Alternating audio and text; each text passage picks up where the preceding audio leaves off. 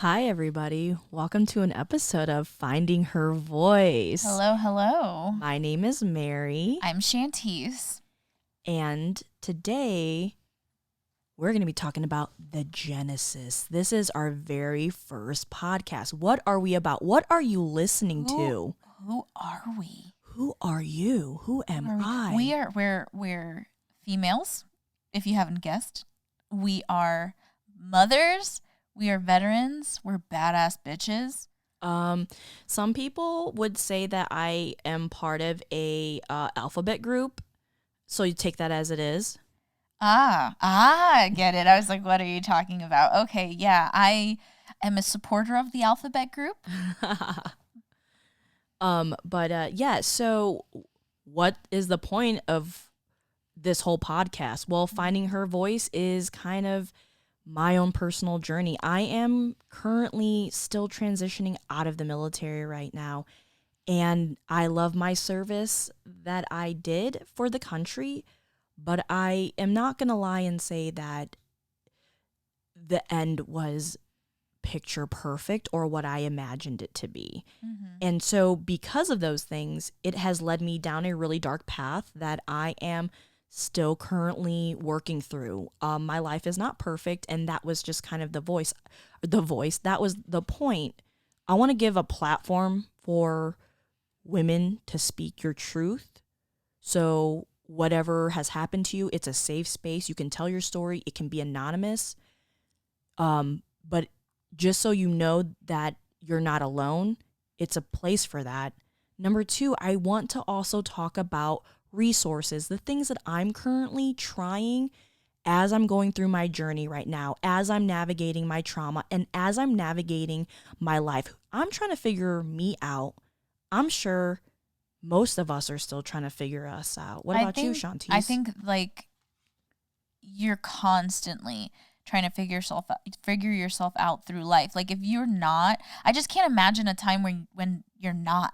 Even if it's like a minute thing, you know what I mean? Like, oh, should I get a haircut? You know, like you're just always trying to figure yourself out, always trying to kind of, I hope everyone's always trying to better themselves. I mean, I feel like, yes, you are, as an individual, always trying to better yourself, self-reflection, learning from your failures. But sometimes life takes you down a path that might be a little dark, and you find yourself at the bottom. You've hit rock bottom. Yeah. And finding yourself at that point is a little bit different. Very hard. Right. Versus when you already have a career, you have things going on for you. Well, even if, because that whole, like, you have things going on for you, that can be something that is like a facade in a sense. Like people can see that from the outside, but they don't really know what you're going through, because sometimes having everything seemingly going for you can also feel very overwhelming. Hence how I feel a lot lately, because I think I've had that conversation a lot with people. They don't understand, because on the outside it looks great, but it's like, you guys don't know the pain I feel inside. Yeah. And then lastly, the point of all of this is because also I want to have women to come on the podcast and talk about experiences that they have had, the obstacles that they have to overcome, the transformations that they have made to get to where they are. Not everybody who has run for office lately comes from a glamorous background. A lot of people have overcome a lot to get to where they are, and it's difficult when you're in a place and you're like, I want to be that, but I could never. And the truth is that you can. That's the point. You can. So I think if I could just round it all up, we are here for you to listen to our voice. We're here to listen to your voice. We're here to support and find your voice. Like, as we go through this journey of finding our own, we are hoping that you can come along and find your own voice as well. Absolutely. And hopefully you can glean some information and knowledge that you did not know previously to help you and put in your toolkit moving forward. Yeah. I definitely think that it's needed. I think a lot of people don't think it's needed, but I think if you listen, you'll enjoy it, and I think you'll find bits and pieces that will work in your life. Absolutely. And, you know, I think we're at a point too culturally where we are now more able to speak about our experiences in life. Like, Mm-hmm. you know, with everything going on in the country, with the elections, with, you know, the Black Lives Matter movement, with the soldiers missing at Fort Hood, a lot Mm-hmm. of things are Me coming out Too of the dark. movement. Yeah. Absolutely. A lot of things are coming out of the dark and into the spotlight. And now people who once felt shamed into silence now feel like they can actually speak up Mm-hmm. and Empowered. empowered. You're absolutely, I love that. I don't know why I didn't think about that word, but empowered to now come forward. But it's not all rainbows and butterflies because you may not have spoken up earlier. Mm-hmm. Then people want to make it seem like you're lying and put you down, which is not fair. And that's the point of all of this. We've got your back. You are not alone. You're not. You're not. And we're going to have fun times too. Just craziness, just being us, and just, come join us, have fun. If you don't know us, you will. Yes. Maybe a little more than you'd like. Okay. All right. So, Mary, who are you, Mary? Let me know. Let them know. you know, I will let you know when I know as we go on this journey because as of right now, I mean, I am at an existential moment in my life where I really feel like I wake up every day and then when I go to bed, I'm like, what did I just do? Did I actually do anything to further myself? Because boy, I feel even more lost than I did when I woke up. So you're saying like at the end of the day, you feel like you got nothing done, or you have no answers, or what? No answers, and I just really feel like I am an aimless arrow. Mm. You know, like I'm on this path and I'm just aimlessly wandering around Yeah. with no real direction. And it actually really bums me out when I see people who are so crystal clear focused. Yeah. I think when I go out into the community and meet other people, in a sense, it kind of intimidates me when someone seems more focused and I actually feel like they can sense that I'm not, and it makes me feel self-conscious because then I feel like they don't want to talk to me because sometimes they do make me feel like I'm not important or less than them. Well, you can only so when you say that they make you feel that way, it's not, right? So it's how you are making yourself feel about yourself, right? Because people can say whatever they want, but it's how you interpret that internally. If somebody is like, "Man, you're so stupid." And I'm like, "Yeah, actually I'm not." So that doesn't really hurt my feelings because I'm not. But what happens is like when people say things that you already think about yourself, It like it affirms, hurts yeah, it affirms. because Yep. you already think that about yourself. So you're just like, "Oh, they're supporting that idea." Mm-hmm. So really it's not they made you feel that way. It's you already felt that way and they just enhanced that feeling you have within you. So that means that the issue is within yourself and you have to fix that. That way, no matter what anyone says, if you don't believe that about yourself, it's not going to affect you. Ooh, so true, so true. And I've been told that. So I mean that is very true in what you're saying. But then by you just telling me that, that lets me know like then I absolutely feel that way about myself. Yeah, it's just like an insecurity that you have. Absolutely. And so you're interpreting it that way. You're like, "Oh no, they see it. They see this thing that I'm trying to hide," and it's it's you. It's you, unfortunately, but that's better because you have control of yourself and your life.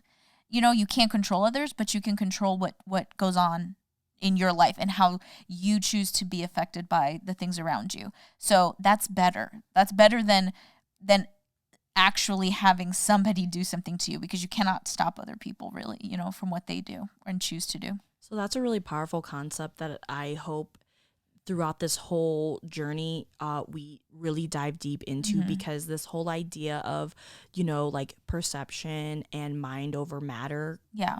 is really powerful stuff, more than we really realize it, because it can manifest in so many different ways than we think about it already. No, it's true. So, So okay. Mary, like, but who are you, Mary? Like, where did you come from? Oh, where did you come from? Where did you go? Something Cotton Cotton Eye Eye Joe? Joe. I was like, I don't know the words.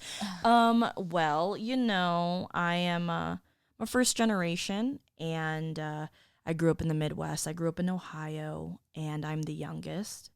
My parents were refugees, and um, yeah, it was a interesting life that I had.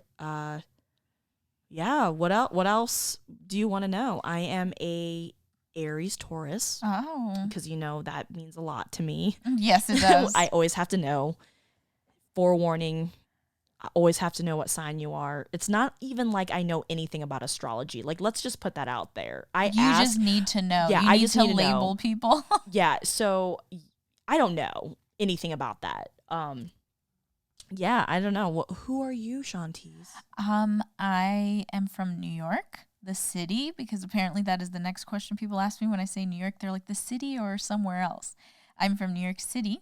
NYC, baby. Yeah, Queens. Whoop whoop. Anyway, and I'm currently a student. Mary, you're also a student. You didn't mention that. Oh, yeah. See, I always forget to say certain things about myself. Thank I you for know you reminding barely me. said anything about yourself. Oh my God, you're absolutely right. I'm gonna listen and be like, yeah, this typical. I thought I had this conversation, but it really Already. happened in my Yeah. head. No. People are gonna learn real fast.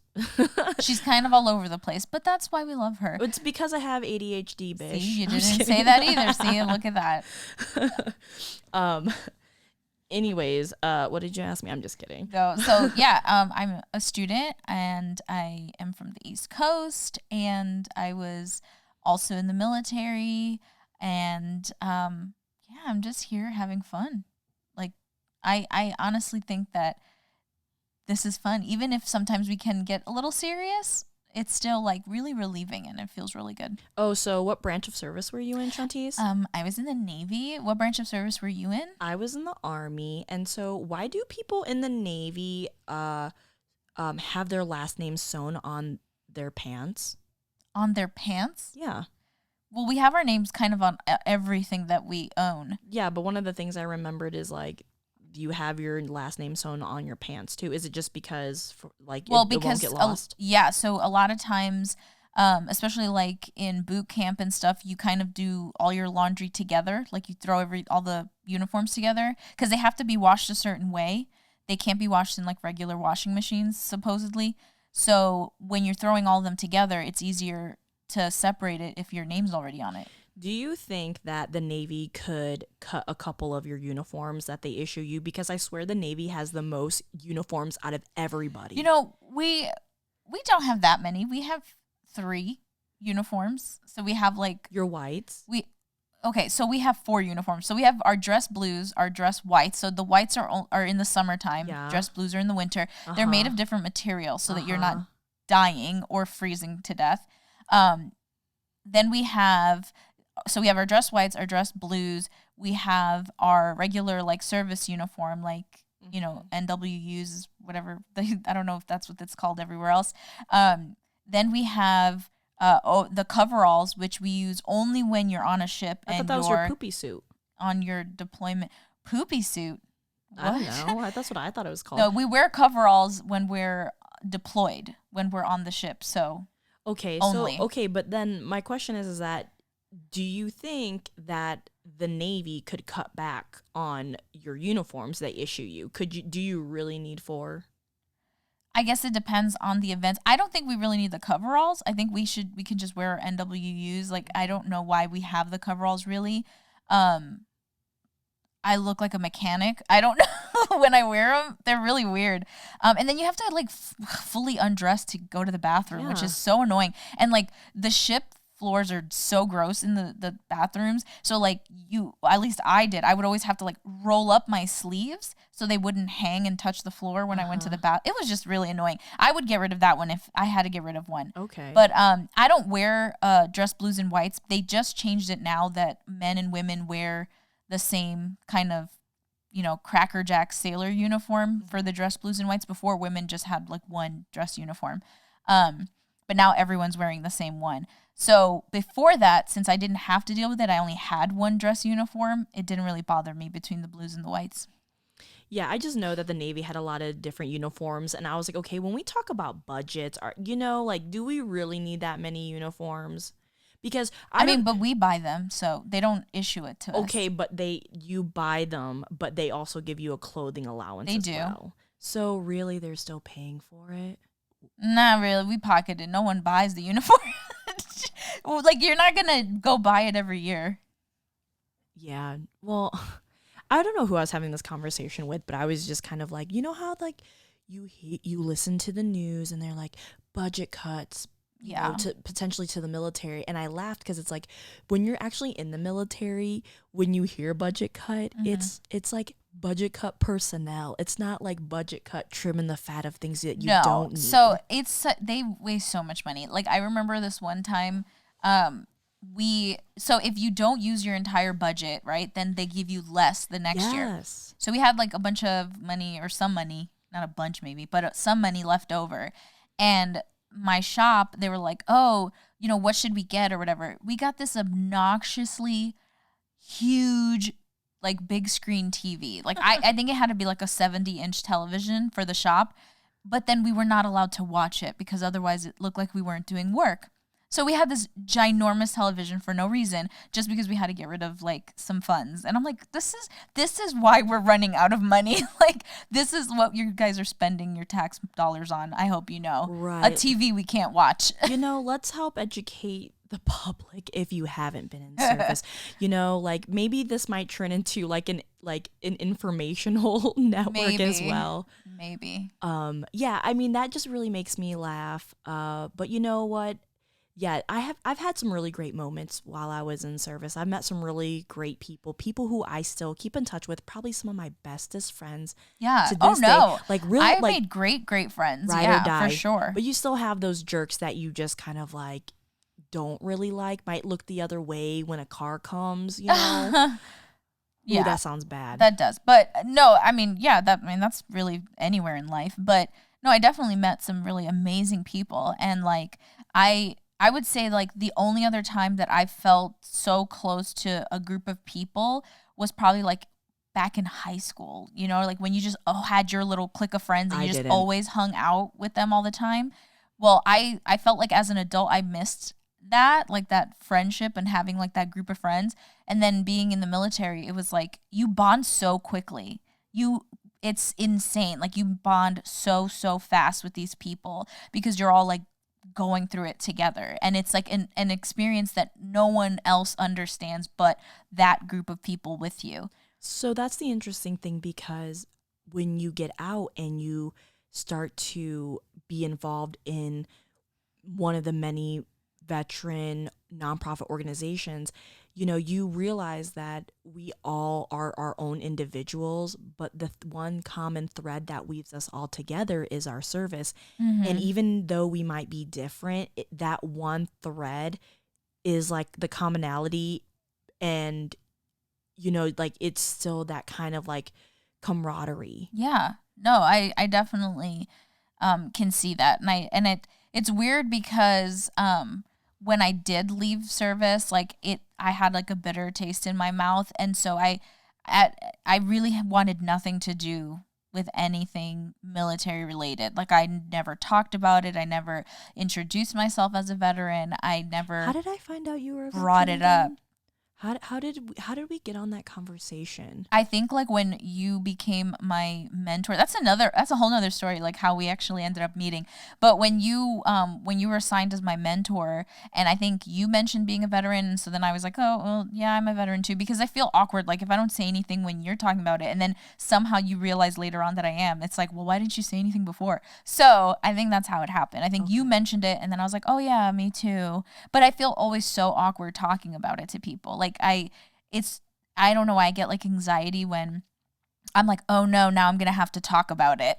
you know? Well, okay, so like the funny thing is that, you know, when people ask me, I will say like, yeah, I'm a veteran, but I understand where you're coming from, because I think for me, it's like I don't want to talk about my experiences, because the moment you say it, like people just want to start talking about it. Either they've been in as well, or they have a family member who's in, so they just kind of want to talk about being in the military.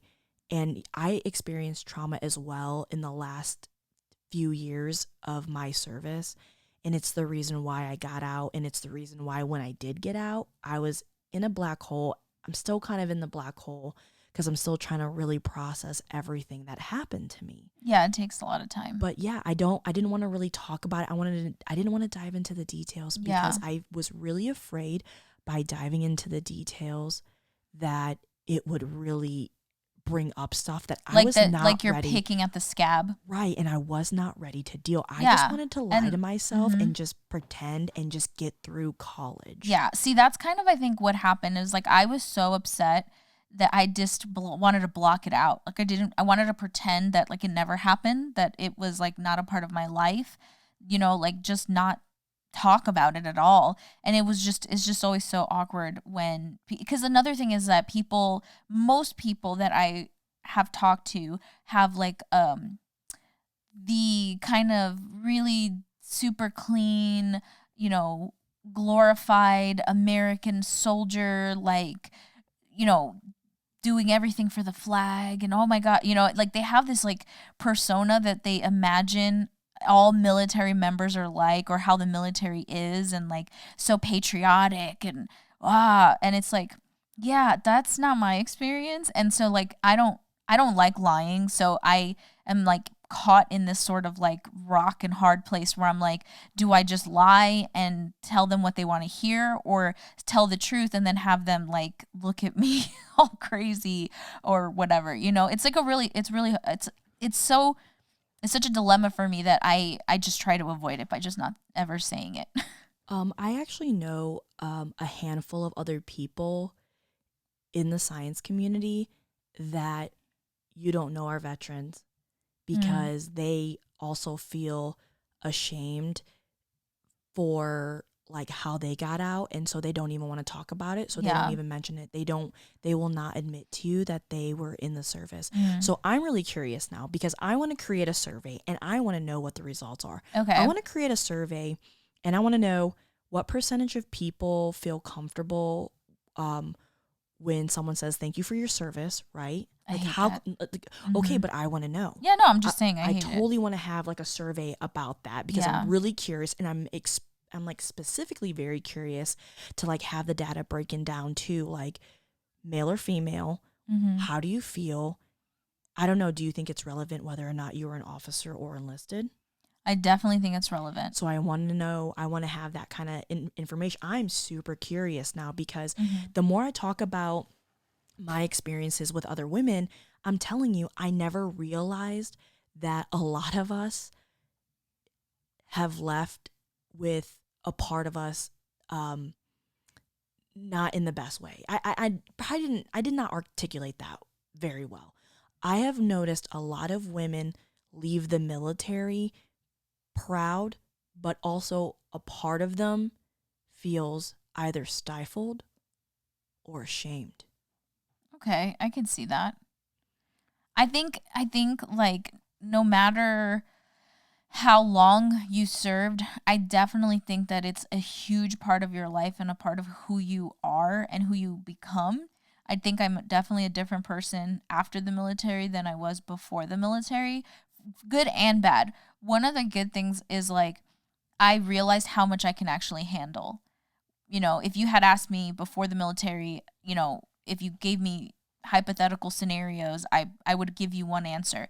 But I feel like after the military, I realized, like, oh my gosh, like, I'm so much stronger and tougher than I thought I could be. Like, I feel now like I can do anything because I did that, you know, and I got through that.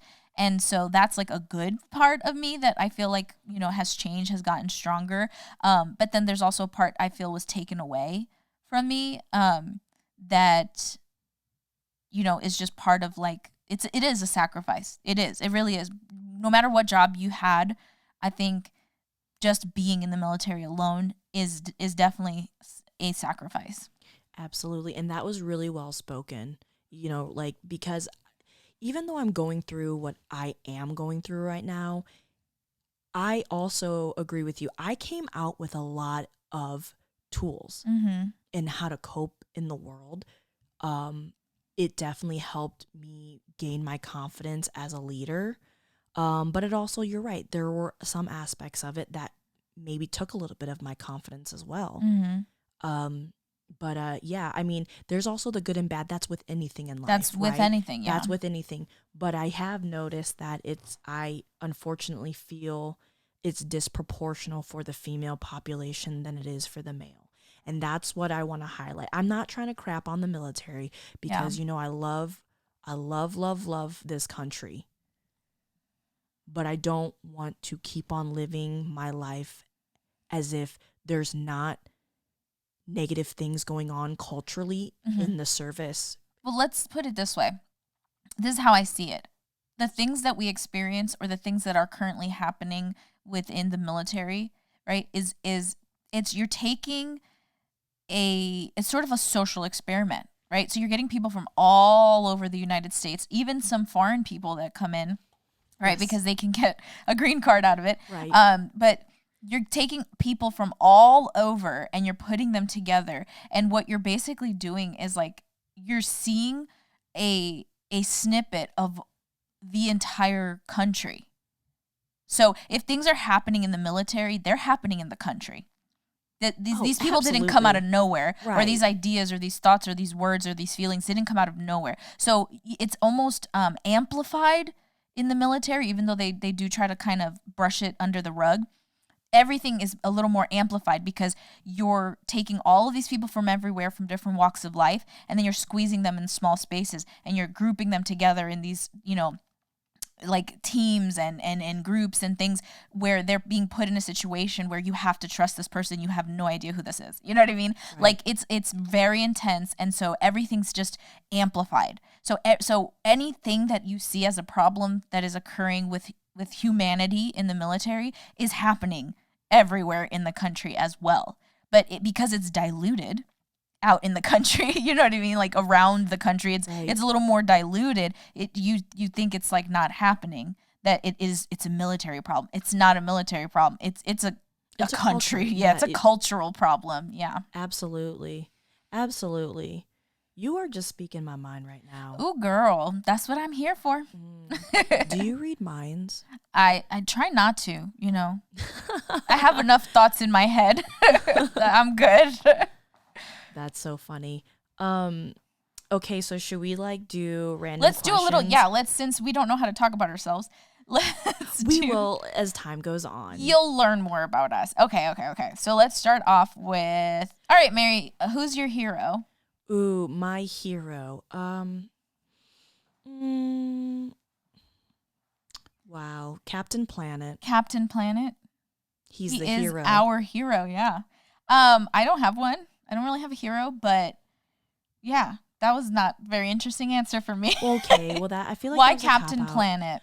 Why Captain Planet? Because I loved Captain Planet growing up, and I will tell you this. I never realized it until maybe a couple months ago, because I was like, I've been green my whole life, right? Mm-hmm. Before it was even as a teenager. Yeah. My family used to make fun of me. They'd be like, "You're such a hippie." Yeah. And so I was thinking about it. I'm like, why am I like that? And I'm like, maybe it's because I grew up watching Captain Planet, and boy, did I love Captain Planet. Yeah. Well, sexually? No. Oh, okay. No, I don't know. You said it in a weird tone, so I was like, I didn't know where you were going. You're like, no. I loved Captain Planet. I was like, whoa, hold on. I don't know what's going on right now. Okay. Okay, so Captain Planet does it for Mary. We get it. Okay, not like that. Okay. Don't listen to Shantece. All right, so if you could live anywhere, where would it be? Ooh. That's such a hard question. There's so many great places. Yeah, it's really hard, but I think that I'm just going to be a cop-out, and I'm going to say I would want to live in Cambodia. Oh, that's not a cop-out. That's amazing. You want to go back home? I got to go to the motherland. The motherland. Yeah. I think I want to go and try to live in a Scandinavian country. I hear they're very happy. They're very happy people over there. Actually, is Germany considered a Scandinavian, not at all, European, Baltic region? No, Germany is not a Baltic region. Okay, I was just throwing things out there. But No, Scandinavian is like Norway, Sweden, Holland, like Amsterdam. I do know that they're always on the top of the list of like They are always happy. happiest I love people. it. And they have the what is it called? Like the hygge. It means cozy. It's like they have this like culture of coziness. Everything is like super cozy, candle lights and big knitted blankets, and I love that. I That just just sounds who like can't be fall happy? all the Yes, time. I want that is my dream. So yes, I would go and live in a Scandinavian country. I mean, I do kind of like that aspect, right? Like, who doesn't like to You be already cozy? answered. I know. Can't take it back. No, I'm joking. No, exactly. Who doesn't want to be cozy all the time and happy and like have health care and not have to worry? Come on, I'm going over there. That's Okay, but that's I didn't it. even think about Where's it my like plane that. ticket? I gotta go. Bye. All right, what is your biggest fear? Dun dun dun dun. Where is the scary music, Yukon? All right, hold on. I got it. Wait, no, I don't. Yukon, where's the scary Wait, I music? think I know which button it is. Our sound engineer, Yukon, where's our scary music? I don't know if that's Can you turn push the button right next to there? one. Yeah, push it up. Now do it again.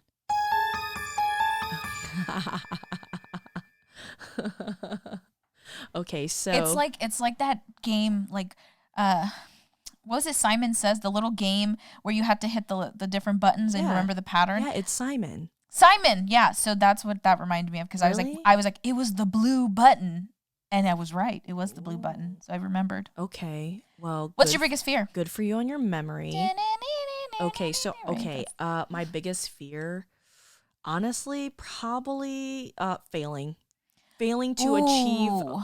failing to achieve whatever goal I seek out Yes. ultimately, not like the small things, but like the ultimate goal. Yes. Oh wow. You know what? I think a lot of people can probably. I didn't think about that until you said it. I was thinking more like general, like scared to be I'm alone. scared of the dark, like little things like that. But you went deep. But I think a lot of people will be able to like connect with that.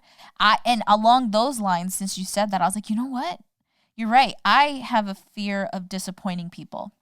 Okay. I don't like to disappoint people. So that like a lot of times I play down my strengths or skills or whatever because I feel like, well, if I don't, then you're going to expect something. And if I can't follow through on that expectation, then I disappointed you and I feel bad. So I rather you think I suck or I'm dumb or, you know what I mean? And then that way I can surprise you, right? And then you'd be Ooh. like, oh man, I thought you sucked. So you want to be a sleeper is what? Yeah, Okay. but that's way better because it's better. I rather you be surprised than for you to be disappointed, or you're not surprised or disappointed. You're just like, yeah, she said she sucked, so you're just like your expectation was met. You see, I set the bar low, right? Right. Okay. Well, I was just gonna comment and say, well, I don't like to let people down, but I do it all the time, so it's like Aw, whatever. It's like no. whatever.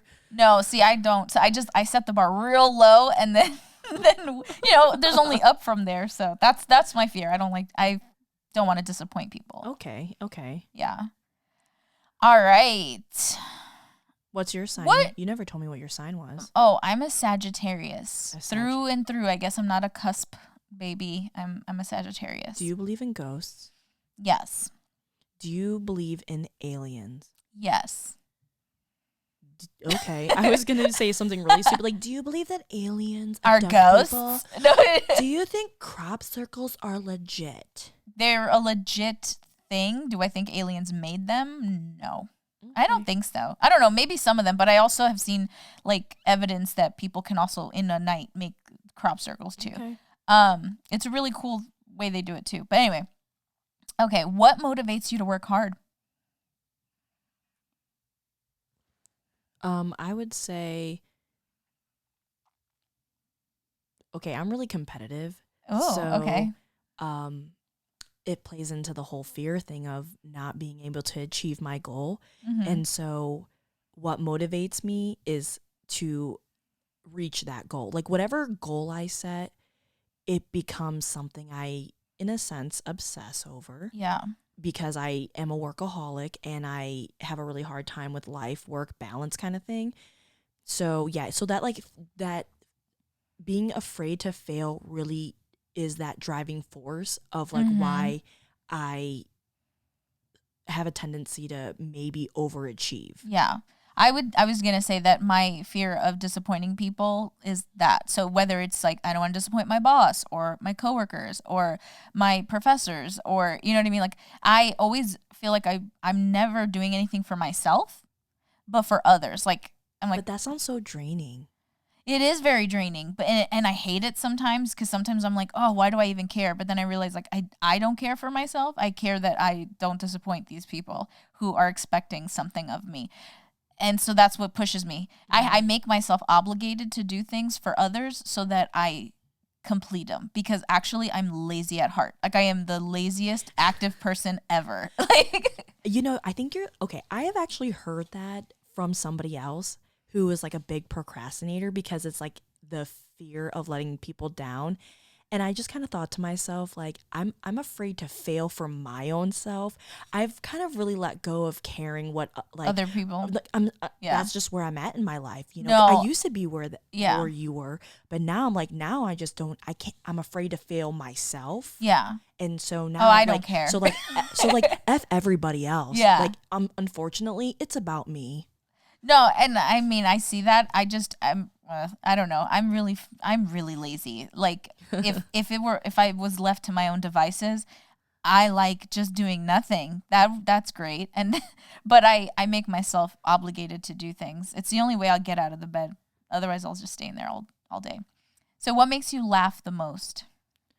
Oh my gosh. I don't know cuz I feel like I laugh at the most random things too. Mhm. And I don't know what makes you laugh the most. I don't even have an answer. So for me, I don't think it's anything in particular. I I find humor. I love clever humor, like things that just are out of left field that are really clever and like Ooh, smart. witty. I love Yes, very witty. witty. You know, quips, comebacks, like things that are just that you just didn't expect, and then it comes out and you're like, what? How the heck did you come up with that? I love that. That makes me laugh all the time. I'm also like such a little kid, like fart noises and like really crude humor. Mhm. Sometimes like that just really makes me laugh too.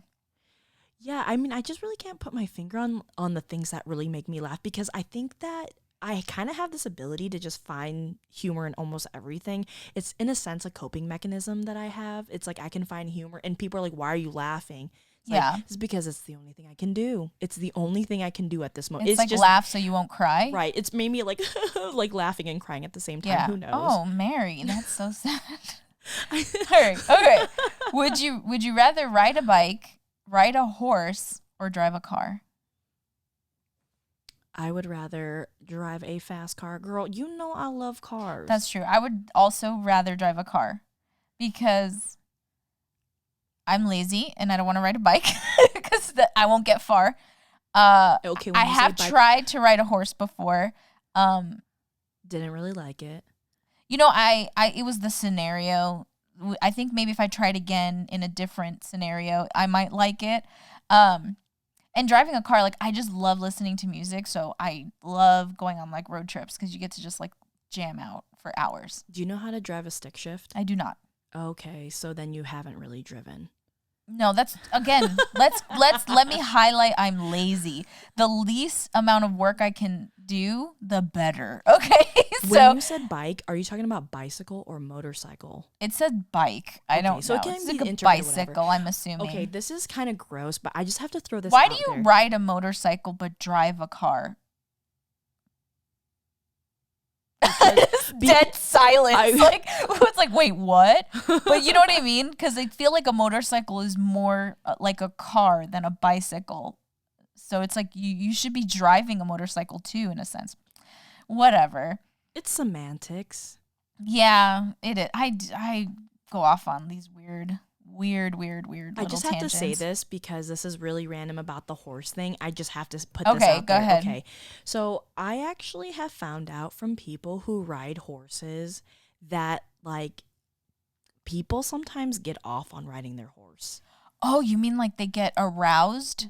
Like it's not because they're sexually aroused by the horse. It's just like through The movement. the movement. It Yeah. stimulates, and then Okay. they kind of get aroused. It's not because of the horse. It's not a No, it's bestiality. not the Yeah, no it's no not no no none no. of No, I that. know what you're So saying. Yeah. I was just like, oh, okay, all right. Wait, where did this come from? I Are you just saying that you like that? I don't like riding horses. I've only ridden a horse like for 5 seconds as a child. Oh, okay. Okay. So that's I just wanted to throw this okay. out there. Yeah, that is very random. Okay, would you rather vacation in Hawaii or Alaska, and why? Mm.